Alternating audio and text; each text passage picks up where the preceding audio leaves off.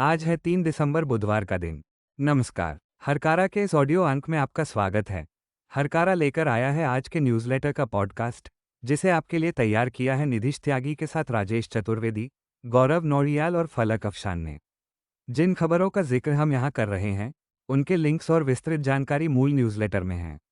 सुनिए ऑटोमेटेड आवाज़ में। हरकारा यानी हिंदी भाषियों के लिए क्यूरेटेड न्यूज़लेटर। ज़रूरी खबरें और विश्लेषण। शोर कम, रोशनी ज़्यादा। आज के इस अंक में हम देश और दुनिया की कई बड़ी और महत्वपूर्ण खबरों पर नजर डालेंगे। सबसे पहले हम बात करेंगे प्रधानमंत्री कार्यालय के एक वरिष्ठ अधिकारी हिरेन जोशी पर कांग्रेस द्वारा उठाए गए गंभीर सवालों की, जिनके बिजनेस लिंक और विदेशी संबंधों को लेकर पारदर्शिता की मांग की गई है। इसके अलावा भारतीय अर्थव्यवस्था के लिए एक चिंताजनक खबर है, जहां रुपया पहली बार डॉलर के मुकाबले 90 के स्तर को पार कर गया है, जिसने महंगाई बढ़ने की आशंका को बढ़ा दिया है। उड्डयन क्षेत्र से भी खबर अच्छी नहीं है, क्योंकि इंडिगो एयरलाइंस पायलटों और क्रू की कमी के चलते भारी संकट का सामना कर रही है। हम बात करेंगे मेरठ में काम के दबाव से परेशान एक बीएलओ द्वारा आत्महत्या के प्रयास की और सोनिया गांधी द्वारा अरावली और पर्यावरण की स्थिति पर लिखे गए एक लेख की। साथ ही सरकार ने संचार साथी ऐप की अनिवार्यता पर यू टर्न ले लिया है, जिसे लेकर निजता के सवाल उठ रहे थे। इसके अलावा आंध्र प्रदेश में एक आईएएस अधिकारी की बेटी की आत्महत्या और महाराष्ट्र व मेरठ से आ रही सांप्रदायिक तनाव की खबरों पर भी हमारी नजर रहेगी। साथ ही हम सुनेंगे रीत लेक्चर्स की दूसरी कड़ी, जिसमें इतिहास बदलने वाले नैतिक साहस की बात की गई है। द प्रिंट की रिपोर्ट के मुताबिक कांग्रेस ने बुधवार को प्रधानमंत्री कार्यालय यानी पीएमओ के वरिष्ठ अधिकारी हिरेन जोशी को निशाने पर लिया है। पार्टी ने सरकार से जोशी के बिजनेस पार्टनर्स और विदेशी संबंधों के साथ साथ भारत के राष्ट्रीय हितों पर इनके संभावित प्रभावों को लेकर पूरी पारदर्शिता की मांग की है। कांग्रेस के मीडिया और प्रचार विभाग के अध्यक्ष पवन खेड़ा ने कहा कि सरकार के लिए इस मामले को स्पष्ट करना अनिवार्य है, क्योंकि अब पीएमओ पर बहुत बड़ा सवालिया निशान लग गया है। पवन खेड़ा ने हाल ही में जोशी के बारे में सोशल मीडिया पर चल रही चर्चा से जुड़े एक सवाल के जवाब में प्रेस कॉन्फ्रेंस में कहा कि सरकार को इसके पीछे का सच उजागर करना होगा। उन्होंने कहा कि हिरेन जोशी कोई छोटा नाम नहीं है और वो पीएमओ में सबसे शक्तिशाली व्यक्ति हैं, जिन्होंने इस देश में लोकतंत्र की हत्या करने और मीडिया का गला घोटने में मुख्य भूमिका निभाई है। हिरेन जोशी पीएमओ में ओएसडी संचार और सूचना प्रौद्योगिकी के रूप में कार्यरत हैं और प्रधानमंत्री नरेंद्र मोदी के लंबे समय से सहयोगी रहे हैं। सितंबर 2022 में दिल्ली के पूर्व मुख्यमंत्री अरविंद केजरीवाल ने जोशी पर आम आदमी पार्टी की कवरेज रोकने के लिए मीडिया पर दबाव डालने का आरोप लगाया था। द प्रिंट ने पीएमओ की वेबसाइट पर सूचीबद्ध फोन नंबर पर जोशी से संपर्क करने की कोशिश की, लेकिन कॉल का जवाब नहीं मिला। खेड़ा ने दावा किया कि जोशी के एक करीबी सहयोगी, जिन्हें 7 महीने पहले लॉ कमीशन में लाया गया था, को जल्दबाजी में हटा दिया गया और उनका सरकारी बंगला भी खाली करा लिया गया। खेड़ा ने सवाल उठाया कि देश को ये जानने का अधिकार है कि उनके बिजनेस पार्टनर कौन हैं और पीएमओ में बैठकर हिरेन जोशी कौन सा बिजनेस चला रहे थे। उन्होंने पूछा कि वह किस सट्टेबाजी ऐप में हिस्सेदारी रखते हैं, और अगर सरकार जल्द ही स्पष्टीकरण के साथ सामने नहीं आती है तो ये चर्चाएं जारी रहेंगी। खेड़ा ने आगे आरोप लगाया कि उन्हें पता चला है कि जोशी के कई व्यावसायिक हित हैं। उन्होंने उनके विदेशी संपर्कों और यात्राओं के दौरान हुई मुलाकातों पर भी सवाल उठाए और पूछा कि क्या हिरेन जोशी ने संयुक्त राज्य अमेरिका या किसी अन्य जगह पर अपने संबंधों के माध्यम से भारत के राष्ट्रीय हित से समझौता किया है। भारतीय रुपये में ऐतिहासिक गिरावट के साथ ही सोशल मीडिया पर नरेंद्र मोदी सरकार के खिलाफ हास्य और व्यंग्य का दौर शुरू हो गया है।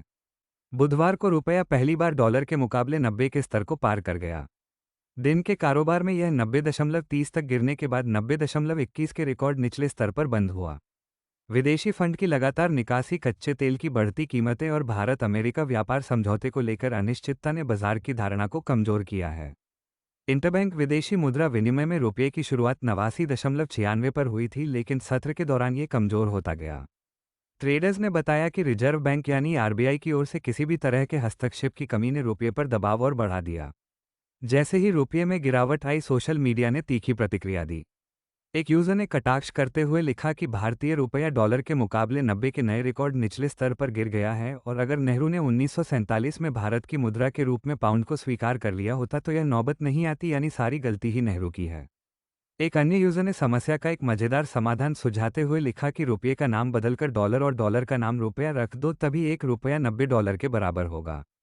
कुछ लोगों ने उद्योगपति आनंद महिंद्रा की 2013 की एक पोस्ट का हवाला दिया, जिसमें उन्होंने रुपये के बारे में कहा था कि वो बिना पैराशूट के स्काईडाइविंग कर रहा है। कई यूजर्स ने वित्त मंत्री निर्मला सीतारमण की 2022 की उस टिप्पणी को फिर से शेयर किया, जिसमें उन्होंने कहा था कि रुपये ने कई अन्य उभरती बाजार मुद्राओं की तुलना में बहुत बेहतर प्रदर्शन किया है। द टेलीग्राफ के लिए परन बालकृष्णन की रिपोर्ट के मुताबिक भारतीय रुपये ने बुधवार को पहली बार 90 प्रति डॉलर के उस स्तर को तोड़ दिया जिसके बारे में कभी सोचा भी नहीं गया था। यह अपने अब तक के सबसे निचले स्तर पर पहुंच गया है और विश्लेषकों ने आगे और कमजोरी की चेतावनी दी है। इस महत्वपूर्ण मनोवैज्ञानिक स्तर के टूटने से घरेलू बजट और कॉर्पोरेट बैलेंस शीट दोनों पर असर पड़ेगा जिससे आयात महंगा हो जाएगा। साल 2025 में अब तक डॉलर के मुकाबले रुपये में 5.3% की गिरावट आ चुकी है। जियोजित फाइनेंशियल सर्विसेज के मुख्य निवेश रणनीतिकार के विजय कुमार ने कहा कि अब असली चिंता रुपये में निरंतर मूल्यह्रास और आगे और कमजोरी की आशंका है क्योंकि भारतीय रिजर्व बैंक मुद्रा को सहारा देने के लिए हस्तक्षेप नहीं कर रहा है। विश्लेषकों का कहना है कि केंद्रीय बैंक ने अपना दृष्टिकोण बदल दिया है और रुपये को एक निश्चित स्तर पर रखने की कोशिश करने के बजाय अब वो इसे भारत की बिगड़ती व्यापार और वित्तीय स्थिति को प्रतिबिंबित करने के लिए धीरे धीरे कमजोर होने दे रहा है।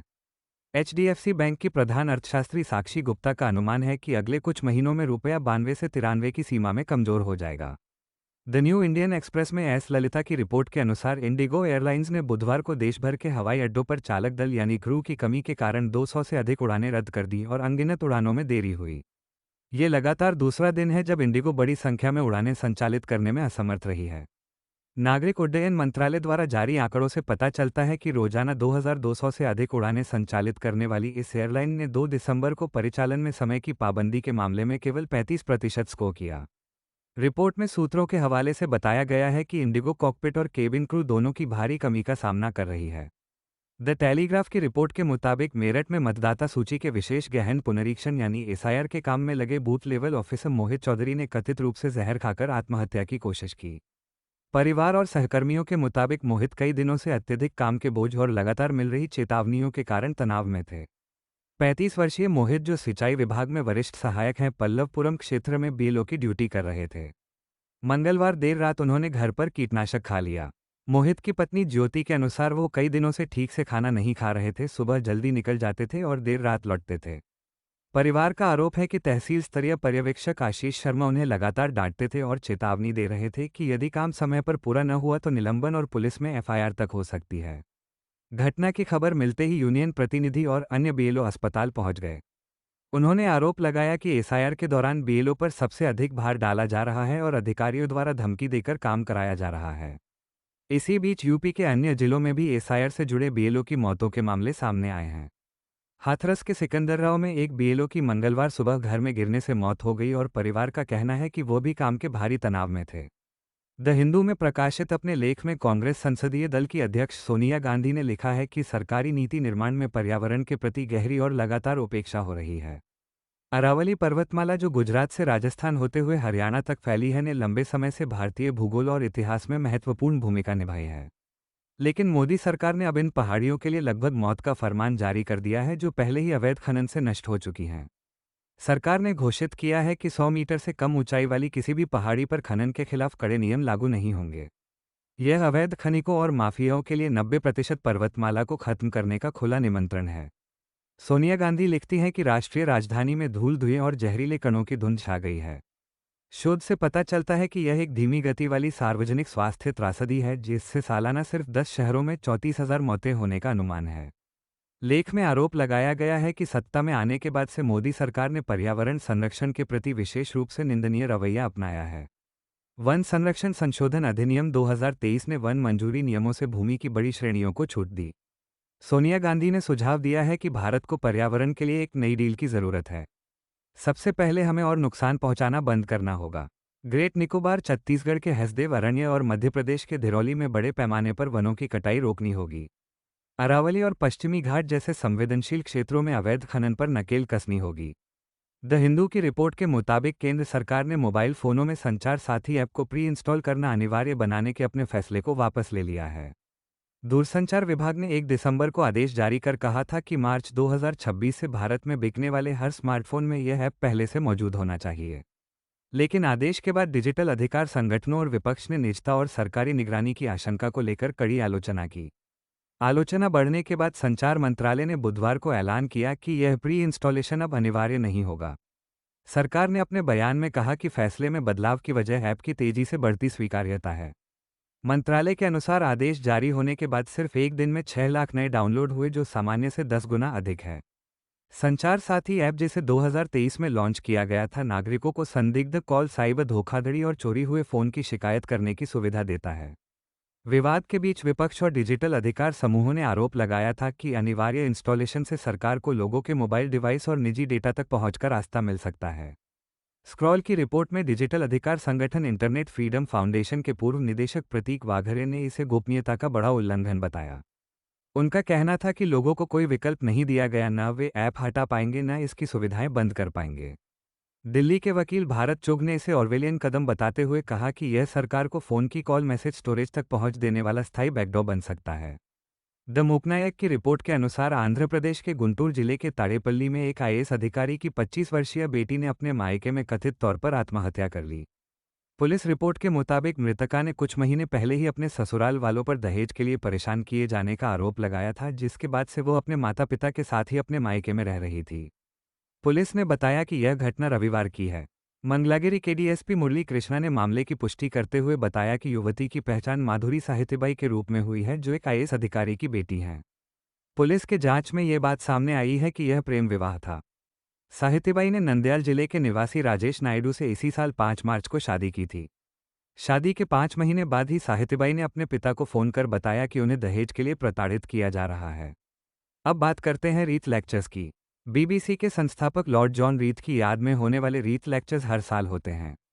इस साल के लेक्चरर प्रख्यात डच इतिहासकार रुडगर ब्रेगमान हैं, जो ह्यूमनकाइंड और यूटोपिया फॉर रियलिस्ट जैसी बेस्ट सेलिंग किताबों के लेखक हैं। उन्होंने अपनी पहली किताब तब लिखी थी जब वो सिर्फ 25 साल के थे। उनकी किताबों ने लोगों के दिलों को छुआ है, क्योंकि वो ऐसे वक्त में उम्मीद जगाती हैं जब लगता है कि हम बेहद निराशाजनक समस्याओं से घिरे हैं। लेकिन जिस उम्मीद की वो बात करते हैं, उस तक पहुंचने के लिए वो बदले में कुछ मांगते भी हैं। उनका मानना है कि हमें अपनी जिंदगी जीने का तरीका बदलना होगा। इस लेक्चर सीरीज का नाम है मोरल रिवॉल्यूशन।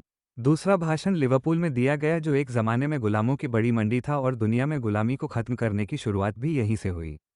रुडगर ब्रेगमान कहते हैं कि इतिहास उन लोगों द्वारा नहीं बदला जाता है जिनका अपना कोई दांव नहीं लगा है, निंदकों द्वारा नहीं जो समझाते हैं कि चीज़ें कभी काम क्यों नहीं करेगी, या चतुर आवाज़ों द्वारा जो हर खामी को इंगित करते हैं। परिवर्तन उन लोगों से आता है जो शर्मिंदगी का जोखिम उठाते हैं, जो गलतियां करते हैं, जो गिर जाते हैं और फिर से खड़े हो जाते हैं। वो वे हैं जो अपने आराम से बड़े किसी उद्देश्य के लिए खुद को समर्पित करने का साहस करते हैं। कभी वो जीतते हैं और अक्सर वो असफल हो जाते हैं। ब्रेगमान ने ब्रिटिश दास्ता उन्मूलन के इतिहास का उदाहरण दिया। उन्होंने बताया कि कैसे 1787 की गर्मियों में 12 लोग लंदन के एक छोटे प्रिंट की दुकान में इकट्ठा हुए और उन्होंने मानव इतिहास का सबसे प्रभावशाली मानव अधिकार अभियान शुरू किया। उन 12 का मिशन उतना ही सरल लगता था जितना असंभव, यानी अपने समय की सबसे बड़ी बुराई, गुलाम व्यापार को जड़ से खत्म करना। ये दूसरों के अधिकारों के लिए पहला बड़ा राजनीतिक आंदोलन था। ब्रेगमान कहते हैं कि आज दुनिया में सबसे बड़ी समस्या जलवायु परिवर्तन, भविष्य की महामारियां या लोकतांत्रिक पतन नहीं है, बल्कि यह है कि बहुत ज़्यादा शानदार दिमाग उन समस्याओं को छोड़कर हर चीज़ पर काम कर रहे हैं। उन्होंने कहा कि थॉमस क्लार्कसन जैसे लोगों ने अपना पूरा जीवन संघर्ष के लिए समर्पित किया। ब्रेगमान ने बताया कि आज हमें सिर्फ बॉटम अप प्रतिरोध की ज़रूरत नहीं है, बल्कि हमें एक नए अभिजात वर्ग की भी ज़रूरत है, जो जनधन या खोखली डिग्रियों का नहीं बल्कि बड़े पैमाने पर सकारात्मक प्रभाव का हो।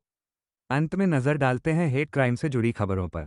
द वायर के अनुसार उत्तर प्रदेश के मेरठ में एक हिंदू विक्रेता और मुस्लिम खरीदार के बीच संपत्ति की बिक्री के कुछ दिनों बाद स्थानीय हिंदू समूहों ने विरोध प्रदर्शन किया और स्थानीय पुलिस स्टेशन के बाहर हनुमान चालीसा का पाठ किया। बाद में उन्होंने शहर के थापर नगर में स्थित उस विला के बाहर हनुमान चालीसा का पाठ किया जिसे सईद अहमद ने खरीदा था। हिंदू संगठनों ने मांग की कि संपत्ति का पंजीकरण रद्द किया जाए और यदि इसे बेचा जाना ही है तो इसे केवल किसी गैर मुस्लिम को ही बेचा जाए। रविवार 30 नवंबर को तनाव तब और बढ़ गया जब एक स्कूटर पर सवार 2 अज्ञात लोगों ने पास के गुरुद्वारे के बाहर मांस के टुकड़े फेंक दिए। 26 नवंबर को 40 वर्षीय सईद अहमद ने मेरठ के थापर नगर में वीना कालरा और उनके बेटे अनुभव कालरा का विला खरीदा, जो कि ज्यादातर सिखों और हिंदुओं द्वारा बसाई गई एक पॉश कॉलोनी है। स्थानीय हिंदुत्व समूहों के विरोध के बावजूद सईद ने कालरा को वह कीमत चुकाई जो वे चाहते थे, यानी 1 करोड़ 46 लाख रुपये, और तुरंत अपने परिवार के साथ घर में रहने चले गए। लेकिन विरोध इतना बड़ा कि प्रशासन के हस्तक्षेप के बाद विला पर ताला लगवा दिया गया। इस तनाव के बीच सईद को दिल का दौरा पड़ा और वो वर्तमान में मेरठ के एक अस्पताल में इलाज करवा रहे हैं। वहीं द प्रिंट में पूर्वा चिटनीस की ग्राउंड रिपोर्ट में महाराष्ट्र के अहमदनगर के एक गांव की कहानी है, जहां एक धार्मिक स्थल के विवाद ने एक भयानक सामाजिक बहिष्कार को जन्म दिया है। रिपोर्ट के मुताबिक अहमदनगर जिले में सांप्रदायिक तनाव और ध्रुवीकरण की घटनाएं ग्रामीण और शहरी दोनों क्षेत्रों में देखी जा रही हैं। अहमदनगर के शनि शिंगणापुर मंदिर में पीढ़ियों से काम करने वाले 114 मुसलमानों सहित 167 कर्मचारियों को इस वर्ष मंदिर ट्रस्ट द्वारा बर्खास्त कर दिया गया। इसी तरह इसी साल जून में जावखेड़े गांव में भी कानिफनाथ मंदिर को लेकर तनाव की स्थिति बनी थी। मुस्लिम ग्रामीणों के अनुसार मुसलमानों का बहिष्कार इतना कठोर है कि किसी भी हिंदू व्यक्ति को किसी मुसलमान से बात करने या उसे नौकरी देने पर 2000 रुपये का जुर्माना भरना पड़ता है। हालांकि हिंदू ग्रामीण इन दावों से इनकार करते हैं। गुहा की सरपंच अरुणाबाई ओहल कहती हैं कि केवल युवा लोग ही इन झगड़ों में पड़े और कोई चिंता नहीं है। उन्होंने कहा कि वो खुद एक मिसाल कायम करने के लिए मुस्लिम दुकानदारों से सामान खरीदती हैं, लेकिन अब अन्य लोग उनकी दुकानों पर नहीं जाते तो वो क्या करें। आज के पॉडकास्ट में इतना ही। हमें अपनी प्रतिक्रिया, सुझाव और टिप्पणी जरूर भेजें। मिलेंगे हरकारा के अगले अंक के साथ। हरकारा को आप Substack, WhatsApp, LinkedIn, Insta, Facebook, YouTube, Spotify, Twitter और ब्लू स्काई पर भी फॉलो कर सकते हैं। शोर कम, रोशनी ज्यादा। धन्यवाद। जीते हैं यहाँ दुनिया को धोखा देकर। आज की ताजा खबर, आज की ताजा खबर, आज की ताजा खबर। आओ काका जी इधर, आओ मामा जी इधर, सुनो दुनिया।